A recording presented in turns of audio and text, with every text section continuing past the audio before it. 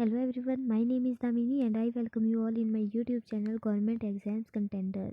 हम लोग कर रहे हैं ह्यूमन रिप्रोडक्शन के बारे में, जिसमें मेल रिप्रोडक्टिव सिस्टम हम लोग पढ़ चुके हैं।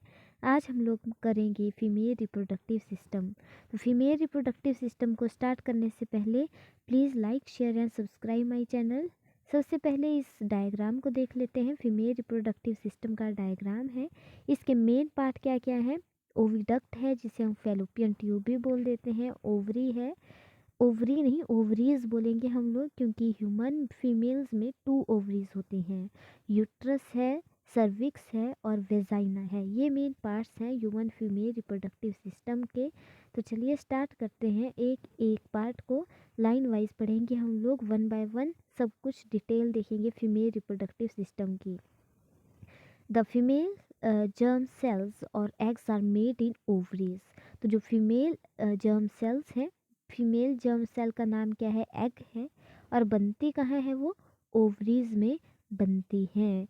तो सबसे पहले मैं आप लोगों को बता दूं कि ये जो ह्यूमन फीमेल की ओवरी है, इन दोनों ओवरीज में अल्टरनेटली हर एक मंथ में एक एग जनरेट होता है। अगर एक एग यहाँ से निकला फर्स्ट मंथ में, तो सेकंड मंथ में यहाँ से नहीं निकलेगा, इस वाली ओवरी से निकलेगा। अल्टरनेटली दोनों में काम चलता है। तो जो ओवरी है, ओवरी से निकलते हैं एग। ओके, तो एग क्या है, वो है germ cell, female germ cell. कहाँ से निकला, ओवरी से निकला। जबकि मेल जर्म सेल का नाम क्या था, स्पर्म था। कहाँ से बनता था वो टेस्टिस में बनता था। ये चीज़ आप लोगों को ध्यान में रखनी है।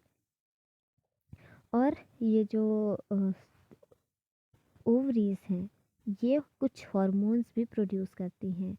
जो फीमेल हार्मोन्स हैं वो भी इन ओवरीज की वजह से ही जनरेट होंगे। तो फीमेल हार्मोन का नाम क्या है, एस्ट्रोजन है। जैसे कि हम लोगों ने मेल हार्मोन का नाम पढ़ा हुआ है, टेस्टोस्टेरोन नाम होता है।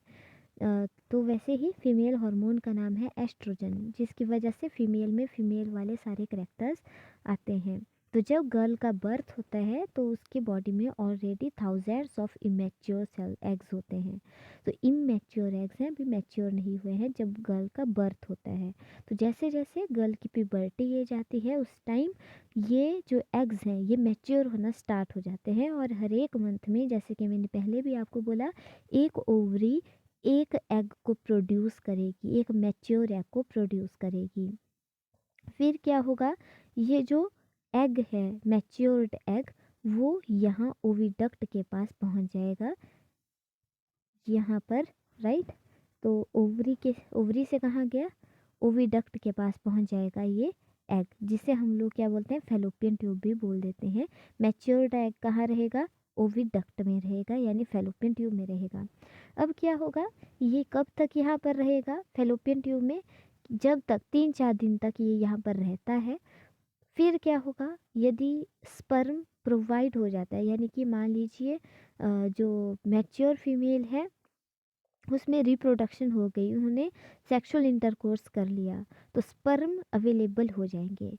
तो स्पर्म वेजाइना के थ्रू सर्विक्स से होते हुए जाएंगे यूट्रस में, वेजाइना के थ्रू सर्विक्स से होते हुए पहुंच जाएंगे यूट्रस में, और यूट्रस से कहाँ चले जाएंगे, फेलोपियन ट्यूब्स में चले जाएंगे वो स्पर्म्स।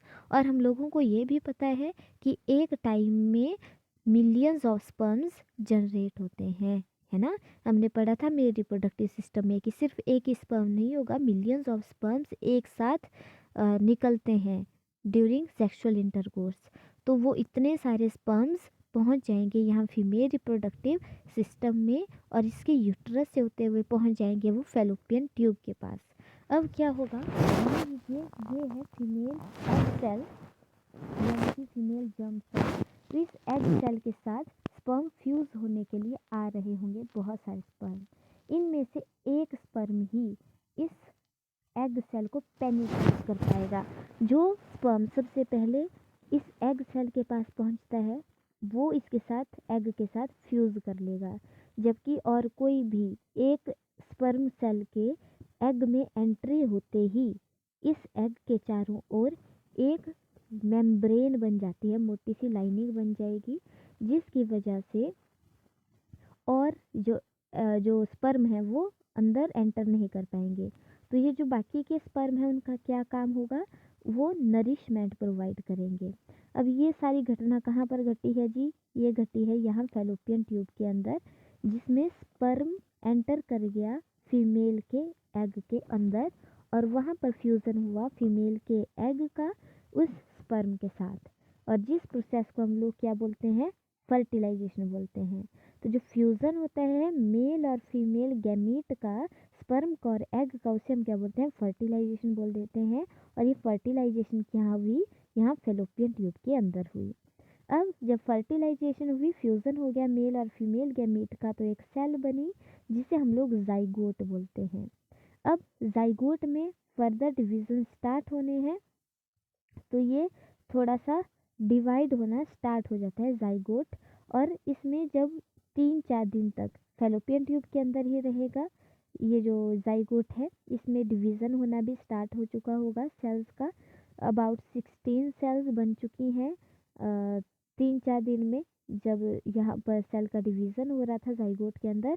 फिर उसके बाद ये मूव होता है, ये जो सेल है ये मूव होती है यहाँ से फैलोपियन ट्यूब से यूट्रस की तरफ, और यूट्रस के अंदर हो जाएगा फिर वो फिक्स। ठीक है, ये जो सेल्स थी ये कहाँ फिक्स हो गई, अब यूट्रस के अंदर फिक्स हो गई, जिसे हम लोग इम्प्लांटेशन बोल देते हैं। जब इसके अंदर यूट्रस के अंदर फिक्स हुई ये सेल्स, तो इनमें फर्दर डिवीज़न होते जाएंगे और उसे हम फिर एम्ब्रियो बोलेंगे। फिर एम्ब्रियो की और ज़्यादा डेवलपमेंट होगी और करीब 9 मंथ्स के बाद एक मैच्योर फिटस तैयार हो जाएगा, एक मैच्योर चाइल्ड बनकर तैयार हो जाएगा, जिसका फिर बर्थ होता है। आई होप इतना तो आप लोगों को समझ आ गया होगा। अब होता क्या है, जब ये यूट्रस के अंदर एम्ब्रियो फिक्स हुआ, ये जो सेल्स थी ये फिक्स हुई, तो उनके बाहर एक लाइनिंग जैसी आ जाती है, जिसे हम लोग बोल देते हैं उसे हम बोलते हैं प्लेसेंटा। तो क्या है प्लेसेंटा, एक कनेक्शन है मदर के बीच में और जो चाइल्ड है उसके बीच में, जो वॉम्ब के अंदर फिटस है उसके बीच में एक कनेक्शन है, जिसके थ्रू मदर की बॉडी से न्यूट्रिशन सारी की सारी मिलेगी, किसको, बच्चे को मिलेगी। तभी आप लोगों ने सुना होगा प्रेगनेंसी के टाइम फीमेल्स को बोला जाता है कि अपनी खान पान पर ठीक ध्यान दीजिए। क्यों, क्योंकि जो वो खाएंगी उनके ब्लड के थ्रू वही बच्चे को भी मिलेगा।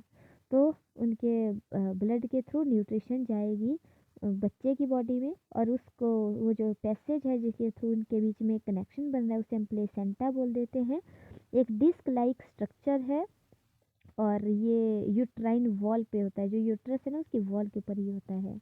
तो इसमें विली प्रेजेंट होंगे। विली हमें पता है क्या होती है, फिंगर लाइक प्रोजेक्शंस होती हैं, जैसे कि इंटेस्टाइन में भी प्रेजेंट होती हैं, फिंगर लाइक प्रोजेक्शंस हैं।